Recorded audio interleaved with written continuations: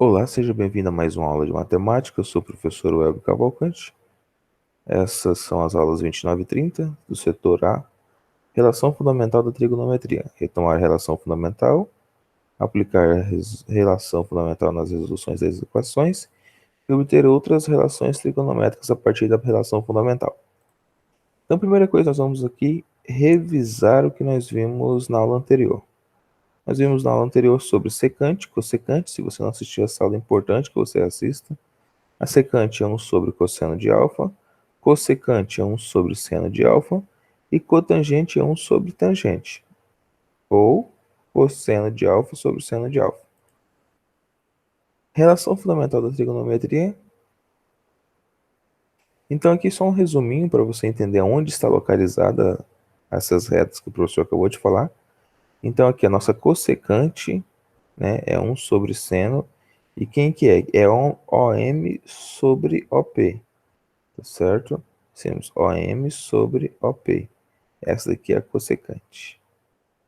Tá certo? Esse valor aqui. Aqui nós temos a secante. OM sobre OP. OM sobre OP. Tá certo? Então nós temos esse alfa aqui que relaciona essa secante, que é 1 sobre cosseno de alfa. Tá? E aqui a tangente OB sobre BP. Então, OB sobre BP. Estamos falando desse ângulo aqui, certo? Então, esse aqui com a tangente desse ângulo alfa aqui é 1 sobre tangente de alfa. Relação fundamental da trigonometria é essa daqui, ó. Seno ao quadrado de x mais cosseno ao quadrado de x é igual a 1. É aquela relação fundamental de todas que é o Pitágoras aplicado ao nosso triângulo retângulo que se forma com os dois valores de seno e de cosseno. Sempre que você elevar ele ao quadrado, sempre vai dar 1, certo? Então, esse aqui é uma regra bem interessante, bem legal, e dá pra gente analisar várias coisas interessantes, ó. Exemplo, você tem o ângulo de 45 graus, raiz 2 sobre 2. Então, se você colocar raiz 2 sobre 2 ao quadrado mais raiz 2 sobre 2 ao quadrado, vai ter que dar 1, tá? E esse valor realmente dá 1. Se você também tiver o ângulo de 30 graus, né, o seno de 30 e o cosseno de 30, então os nossos valores também elevado ao quadrado vai ter que dar 1. E aqui tem uma conclusão, ó. Seno ao quadrado mais cosseno ao quadrado vai dar 1. Se você dividir ele por cosseno de alfa, então você dividiu o primeiro por cosseno de alfa, o segundo também por cosseno de alfa e o terceiro também por cosseno de alfa. Então você vai ter o quê? Seno de alfa sobre cosseno de alfa. Aqui vai ter 1, certo? E aqui vai ter 1 sobre cosseno de alfa. Esse primeiro aqui, quem é seno de alfa dividido por cosseno de alfa? É tangente de alfa. Ou seja, seno sobre cosseno. É tangente. E aqui? Aqui é o valor 1. E aqui, 1 sobre cosseno de alfa é secante. Tá? Olha aqui que a gente acabou de falar. Ó. 1 sobre cosseno de alfa é o quê? É a secante. Tá? Então, são algumas relações que surgem da primeira relação que a gente já tem aqui. Relações trigonométricas, então, o seu livro traz aqui algumas das relações trigonométricas interessantes para a gente. Ela pode também virar aqui uma equaçãozinha de segundo grau, olha que interessante.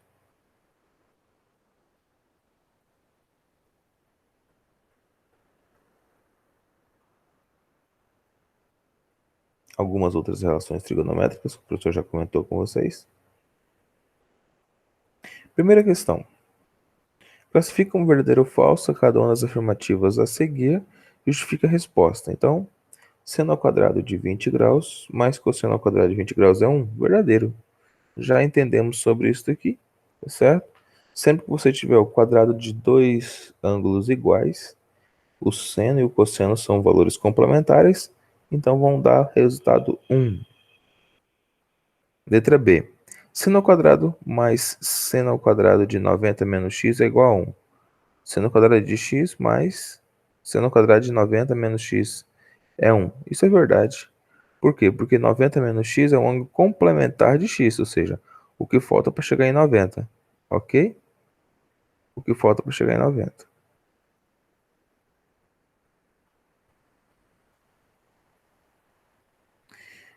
Seno de x mais cosseno de x é 1? Errado.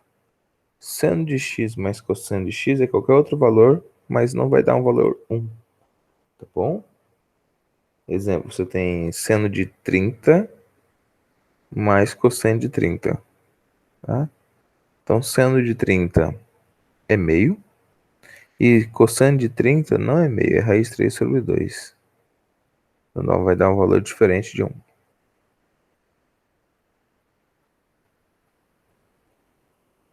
Agora, seno de x mais cosseno de x, cosseno de 180 menos x é 1. Isso também é verdadeiro, certo?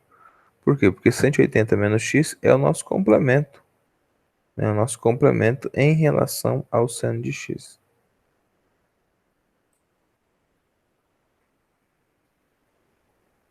Nossa questão é secante ao quadrado de x menos seno ao quadrado de x é igual a cosseno de x ao quadrado mais tangente de x. Então, secante ao quadrado de x é igual a 1 mais tangente ao quadrado de x. A gente já viu nas fórmulas anteriores. Então, substituindo isso, nós vamos ter então que seno ao quadrado de x é igual a 1 mais cosseno ao quadrado de x. Ok? Nesse valor, então, nós temos o seguinte, ó. 1 mais tangente de x, tangente ao quadrado de x menos 1 mais cosseno ao quadrado de x.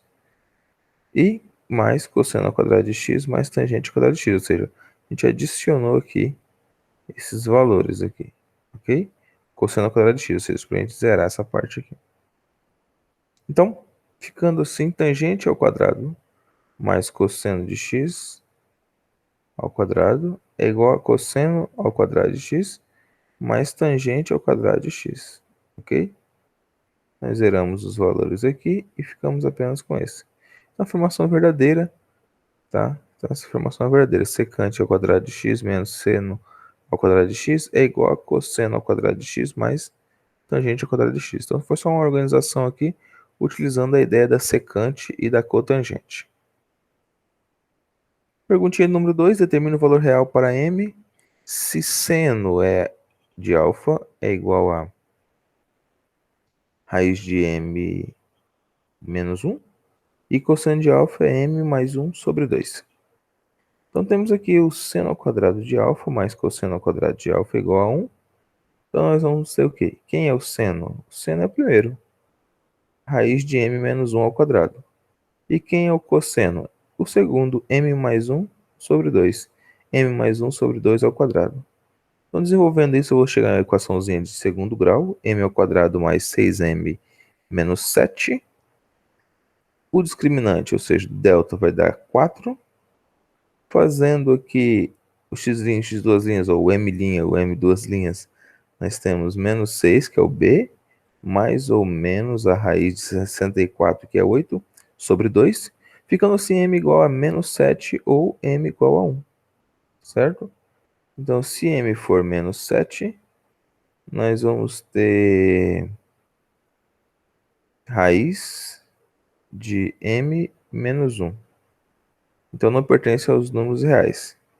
Ou seja, se a gente colocar o valor de menos 7 no lugar aqui, vai ficar a raiz quadrada de menos 8.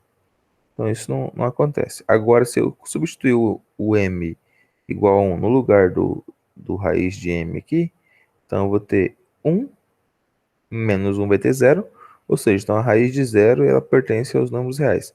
Então, logo a minha resposta que eu estava caçando é que m é igual a 1, tá bom? M igual a menos 7 não convém. Não esqueça de fazer as tarefas mínimas e complementares da aula 29 e 30. Obrigado e até uma próxima aula.